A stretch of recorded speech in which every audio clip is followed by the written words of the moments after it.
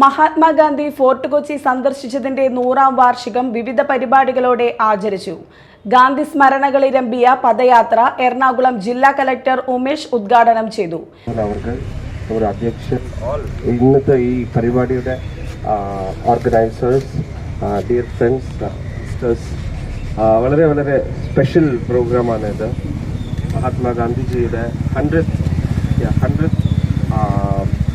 anniversary of visit to fort Kochi എന്ന് പറയുമ്പോൾ എത്ര ഒരു സ്പെഷ്യൽ മൊമെൻ്റ് ആണ്. ലോകത്തിന് തന്നെ ഒരു ഗ്ലോബൽ സിറ്റിസനായ നമ്മുടെ ഫാദർ ഓഫ് ദ നേഷനായ മഹാത്മാഗാന്ധി ഇവിടെ വന്നിട്ട് 100 years എന്ന് പറയുമ്പോൾ ഇന്നും നമ്മുടെ സൊസൈറ്റിയിൽ മഹാത്മാഗാന്ധിയുടെ ആവശ്യം എല്ലാ ഫീൽഡ്സിലും ഇപ്പോഴും നമുക്കുണ്ട്. മഹാത്മാഗാന്ധിയുടെ നിങ്ങളെല്ലാവരും ഇവിടെയുള്ള എക്സ്പേർട്സ്, യുവതലമുറ പ്രത്യേകിച്ച് വിദ്യാർത്ഥികൾ ഗാന്ധിജിയുടെ കൃതികൾ പഠിക്കണമെന്ന് കളക്ടർ പറഞ്ഞു. യോഗത്തിൽ മുഖ്യ സംഘാടകനും മുൻ മേയറുമായ KJ സോഹൻ, KJ ആന്റണി, ശ്യാമള പ്രഭു തുടങ്ങിയവർ സംസാരിച്ചു.